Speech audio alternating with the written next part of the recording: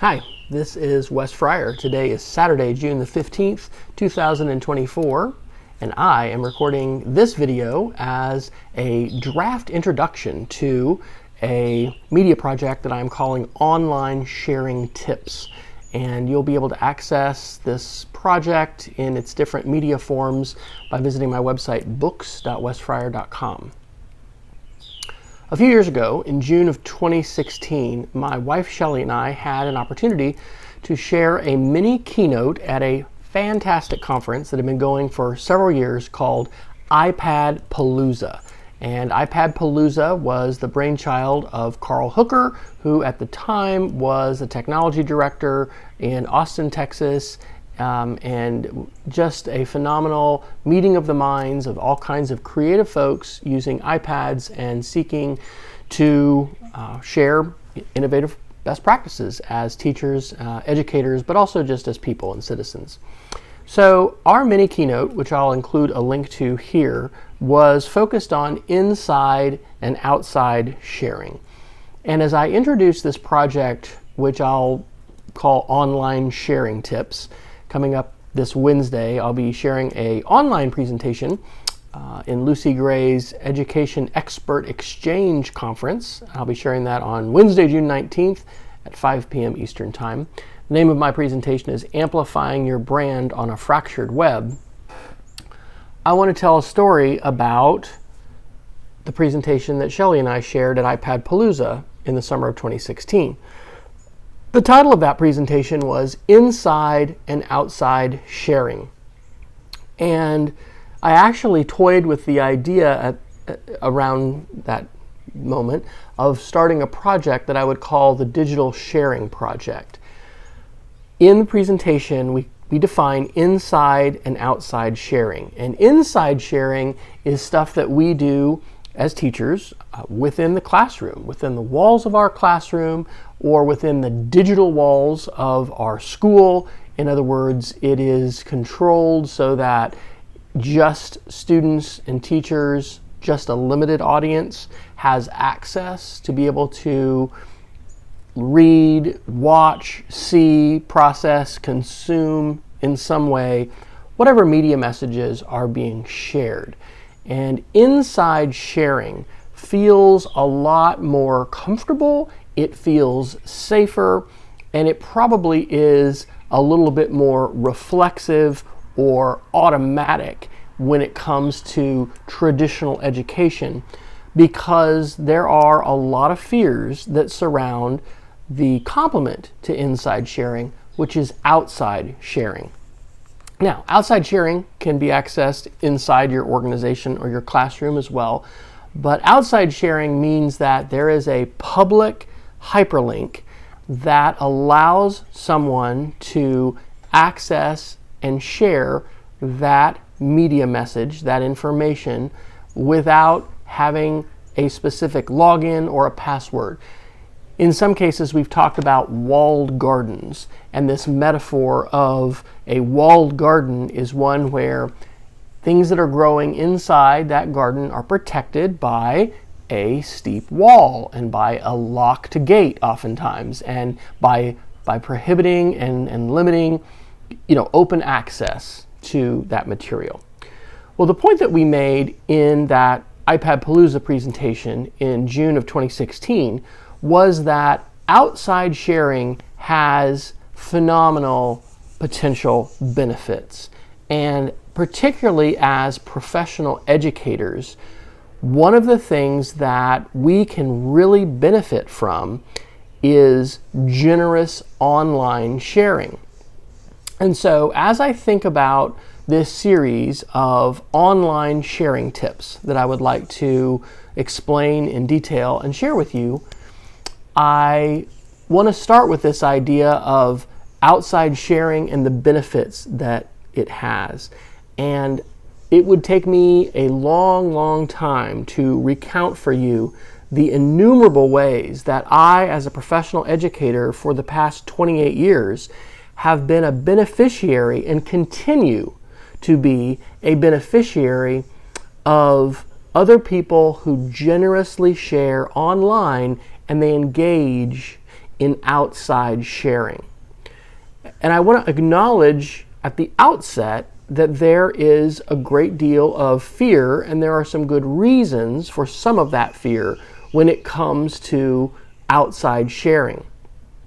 It is absolutely true that our online environment has vitriol, it has hate, it has negativity, it has trolls, it has a lot of pitfalls, it has a lot of content that many people would consider objectionable and offensive.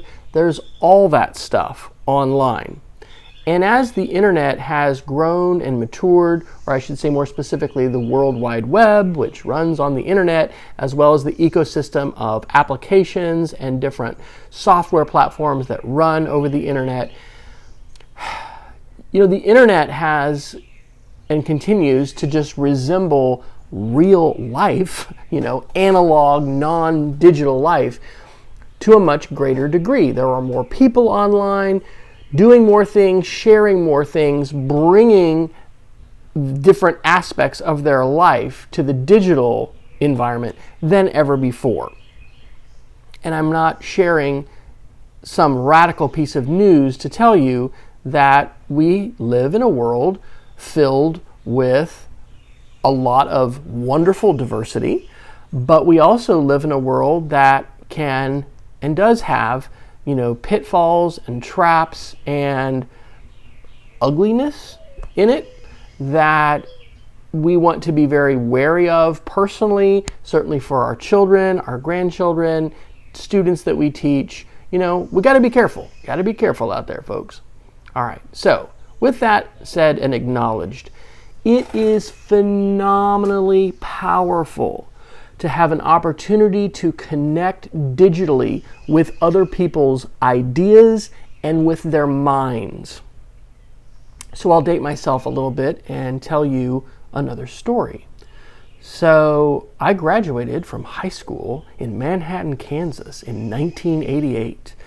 And I went off to the Air Force Academy where I studied for 4 years, and I graduated in 1992. And then later in life, I went on to Texas Tech University where I picked up a master's degree and I picked up a PhD, both in education. And so in those times, the internet happened after I graduated from the Air Force Academy. Incidentally, our class in 1988 was the first class to be issued computers that had the small, quote, floppy disks. They weren't floppy, and they're not floppy. I have some somewhere in my garage. They're stiff. But it was, the time before hard drives. We had one of the first intranets ever in a college university, and you could send messages to any cadet or officer there at the Air Force Academy. One of the well-known stories that happened, I think, during our year was you could use a wildcard, which is a little asterisk in the email message, and you could message groups that way. And one of my not very thoughtful and savvy classmates, perhaps, because I don't know if he was doing this. I should verify this on Facebook and find out who this was and if they stayed and graduated. But the story was they emailed a very bombastic and negative message about the Commandant of Cadets, who's the one-star in charge of all the military training, and he sent it, I say he, the person, I don't know, male or female, but I think it was a male, sent it to the entire cadet wing, and it led to problems. Anyway, these were very formative days. And here's my story I want to get to. I remember spending a bit of time in the library at the Air Force Academy and then in other libraries at Texas Tech, later at North Texas when I was working on my dissertation, and going through microfiche, requesting documents through interlibrary loan, right? To get a book that another library had, and sometimes it took not just several days, but maybe even a week or more to get a copy of this book. With microfiche, you have these acetate slides, basically, that you put into this reader, and then it would be projected in front of you, and it would, allow you to see this image. It was so challenging and difficult at that time to access information and ideas and it was much more protected and contained within the walls of the library, within the microfiche collection. And, in order to have your own copy, sometimes you actually had to pay money to get that copy. I remember when I was at North Texas, and I had a couple different iterations of things that I was going to study for my dissertation. At one time I was going to study lecture casting and lecture casting platforms that allowed you to, kind of like I'm doing here, just recording myself doing a presentation in class, and then with just the tap of a couple buttons, have that, shared and viewable by anyone. I didn't end up doing my dissertation about that. I did it about, podcast summaries that students could record and share with their classmates. Anyway, I remember being in North Texas, in the library, accessing this article via microfiche. Oh my gosh, here's this article. I want a copy of it. And there's this button to click print. And, it was like 10 cents a copy for every printed copy that you had. And I wanted to get a bunch of copies. And I remember sitting there going, seriously? I'm going to have to fork over this cash to get these pieces of paper. And then I asked the assistant in there who had helped me with the microfiche systems and to find the article that I wanted, could I make a PDF of this? Oh, of course you can, sure. How much does that cost? Oh, that's free? What? So now I can have an unlimited number of copies of these articles on microfiche, and I won't have them in paper. I will have them on my, at the time, flash drive. And I mean, that was crazy. Step back even further to the revolution of the printing press, right?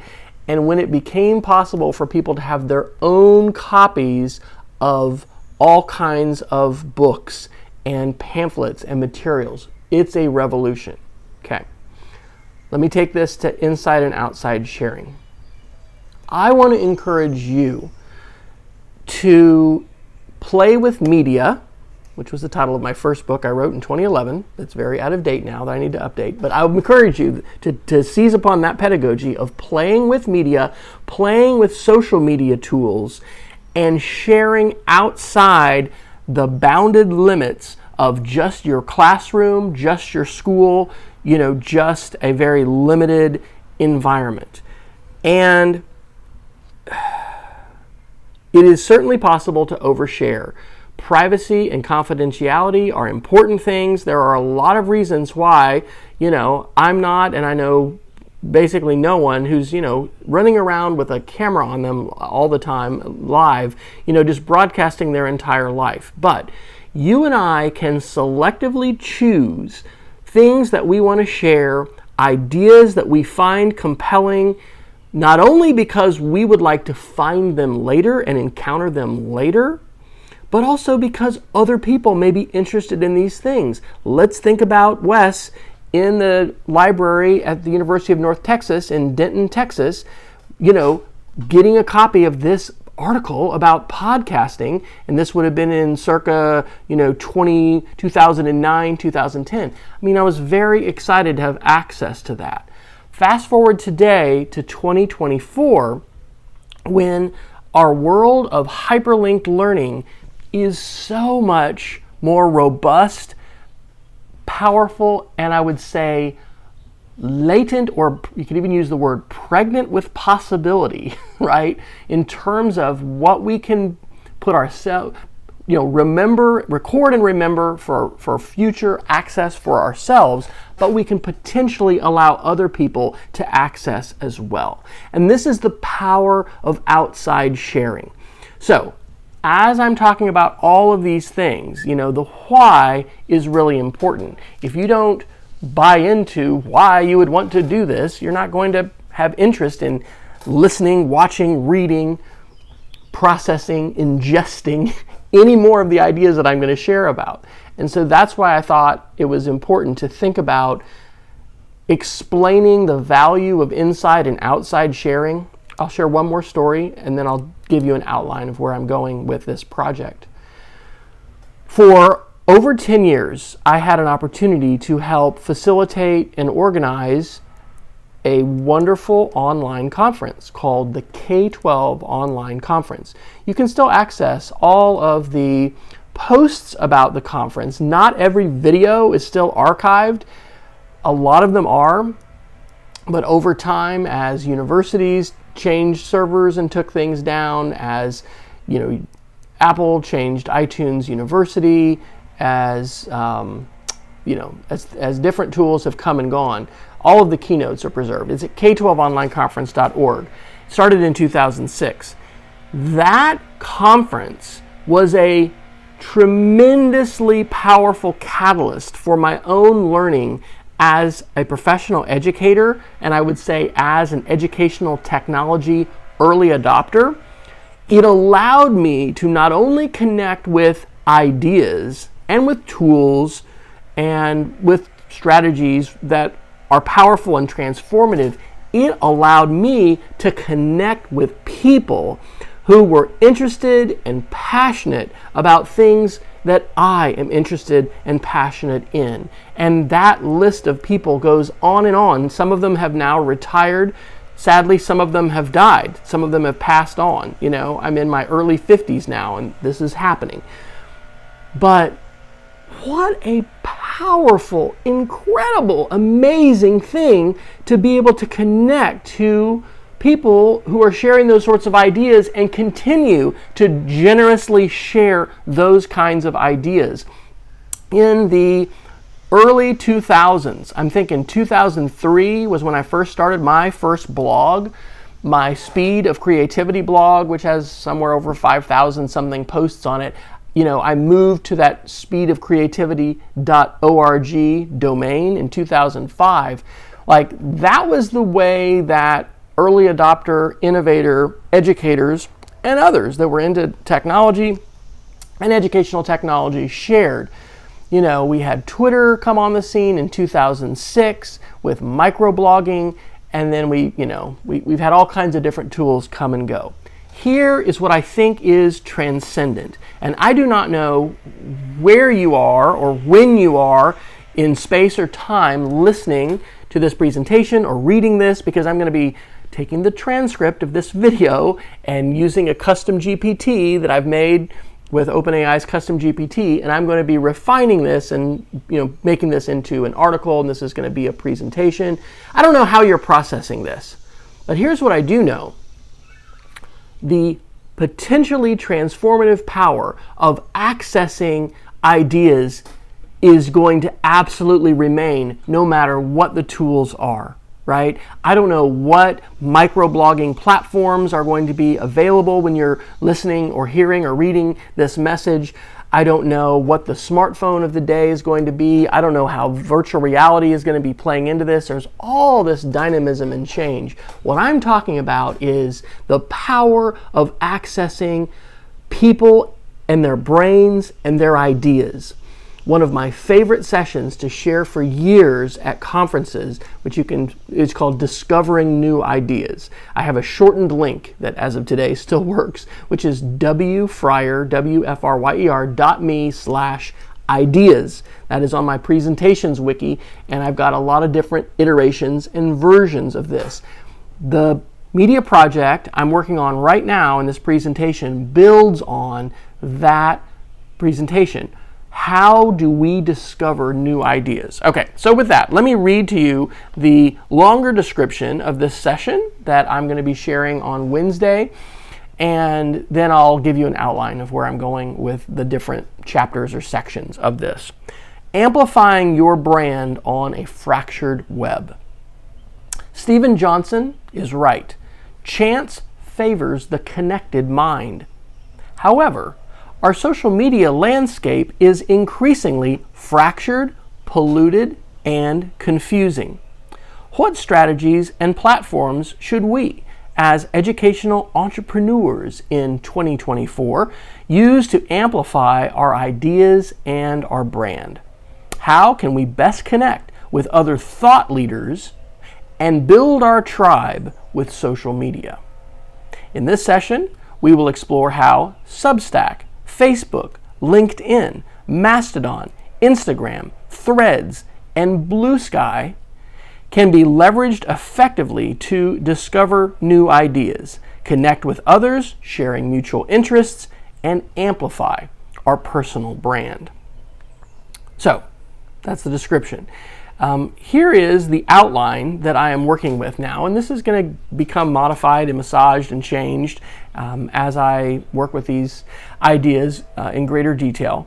I've already I've already made the case, hopefully here in this introduction, of why generously sharing online has tremendous value to us, and it has value to others as well, right?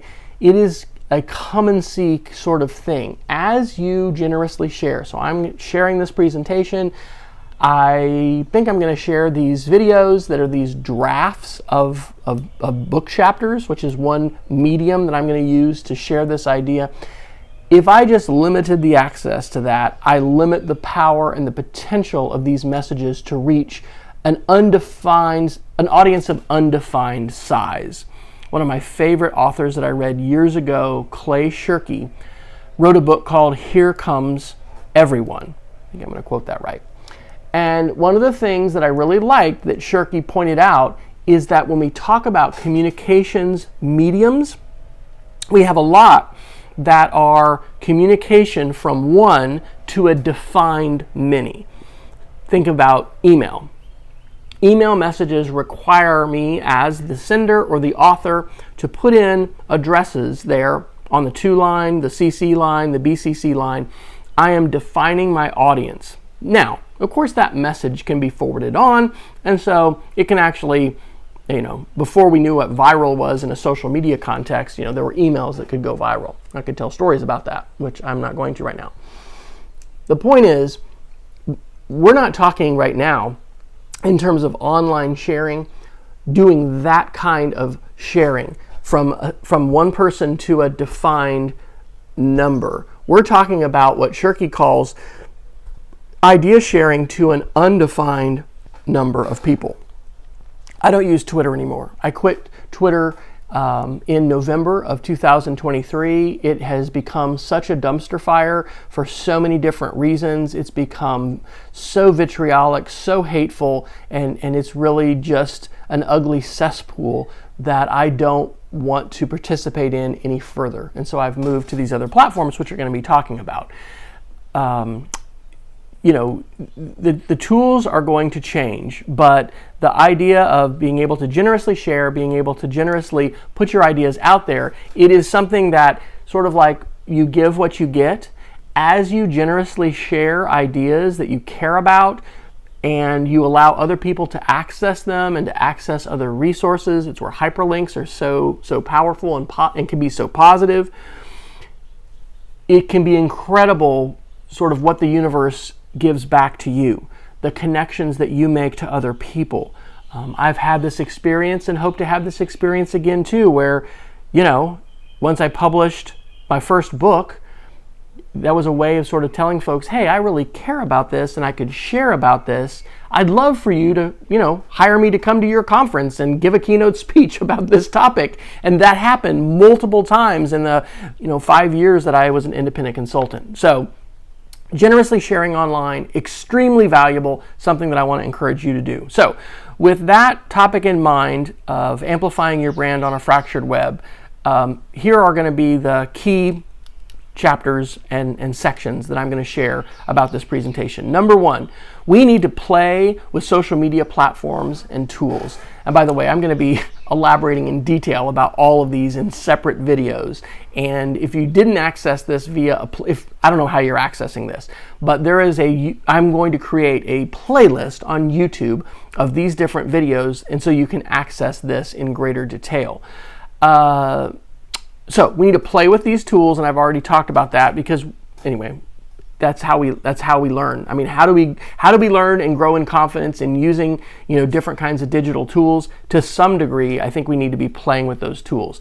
I think we need to be playing with multiple platforms and sharing on multiple platforms, because as I said in the introduction, we live in a very fractured media landscape. And while that poses challenges, it also poses a lot of opportunities. And while some people may think, oh, I really want to become this influencer that just, connects with millions of people, and that potential is there for all of us, I don't know that that is the best goal to have in mind when we think about sharing the ideas that we care about. Number one, who can process that and how overwhelming that is? There's a limit to, how many messages on any platform you're going to receive and be inundated by before you're just overwhelmed.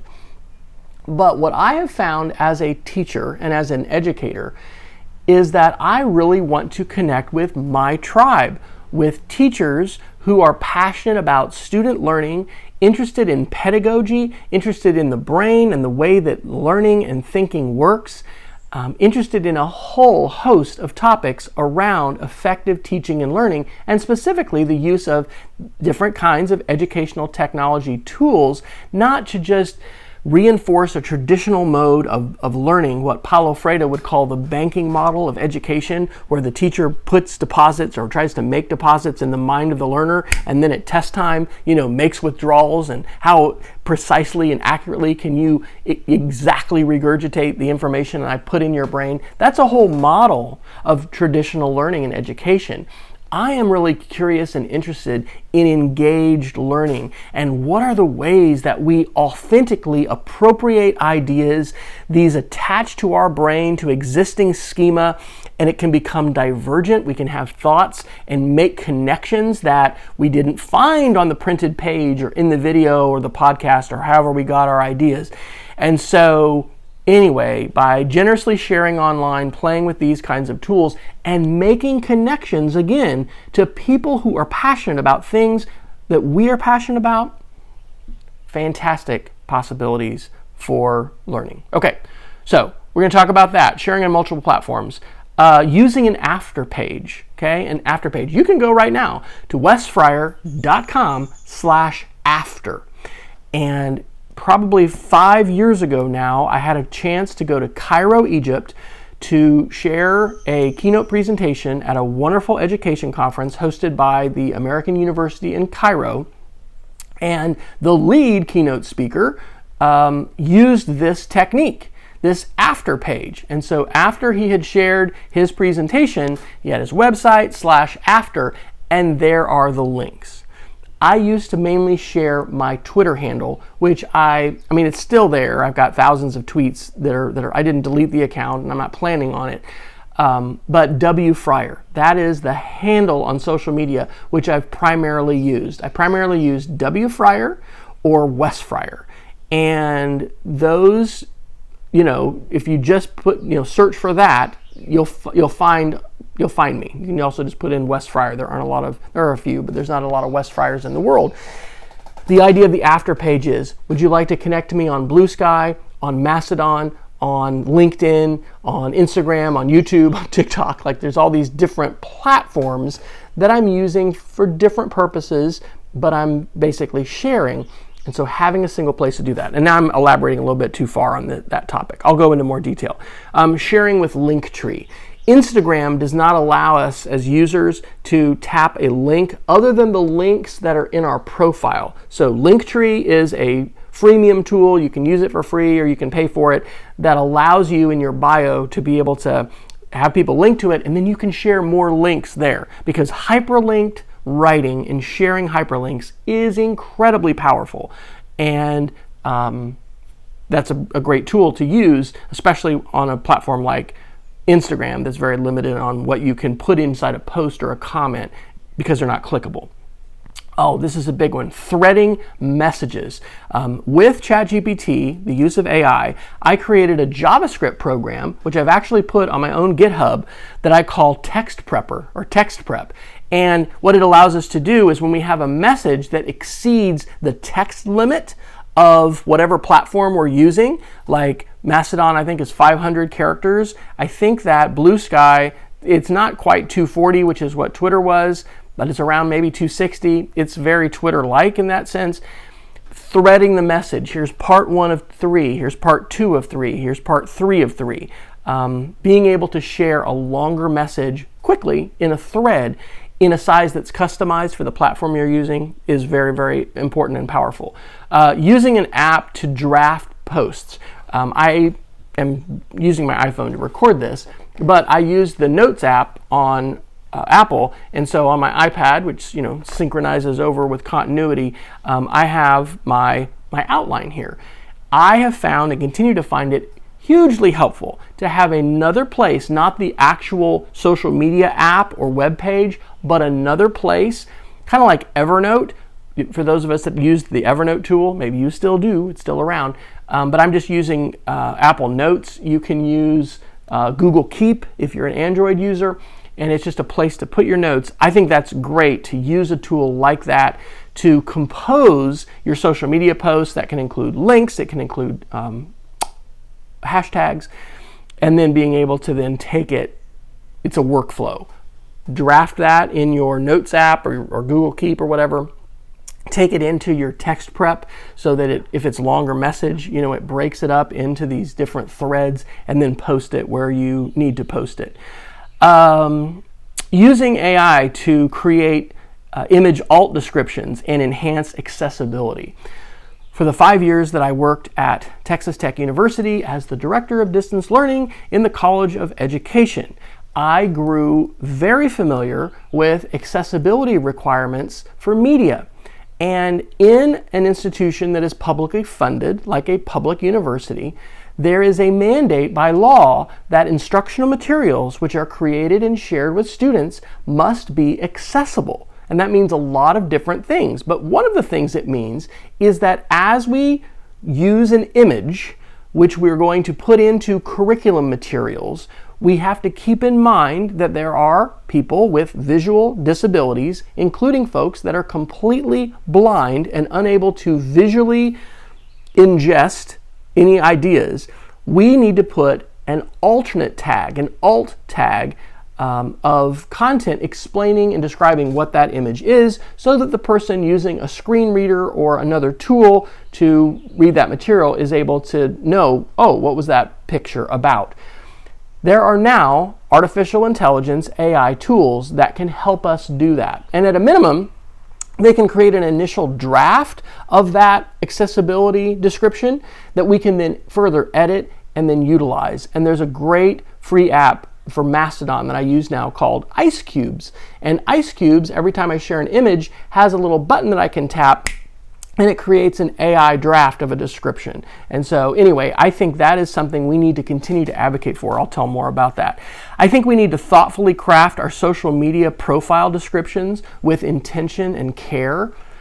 I really think, and again, these are limited in different amounts. So your Facebook bio has a certain character limit, your profile on LinkedIn, your YouTube, these different places, they're not all like 50 characters or something. It varies. I think it's a very healthy and beneficial process to periodically revisit those bios, but to carefully curate it, because this is our opportunity, your opportunity and mine, to tell the world, to signal to the world, what is it that I care about? In some cases, if this is a professional channel, what do I care about professionally? What are the sorts of things I'm interested in? I'm sharing these things, I'm liking and sort of resharing some of these things. What can people expect if they connect to me? I think it's important to be authentic with that bio, but I also think that the process of crafting that is really healthy. We are constantly, I believe, in a time of change with our identity, and sometimes that change is more drastic when our job changes, or we, I haven't retired, but at whatever point, you make some kind of professional position change. That can be dramatic. Hey, I'm no longer a director of technology, for an independent school. Now I'm a middle school media literacy teacher. But some of the things that I'm interested in, like space and space exploration and just the wonder of the universe and, these things, it's not going to matter what my job is. I'm going to care about those things and love those things. So using your profile to share with people, and then also to refine for yourself. Well, what is it that I want to share? How do I want to use this platform? It's important to share with hashtags. Hashtags are a powerful aggregator of ideas. Different platforms utilize them differently. Twitter did a great job with hashtags when I was using it.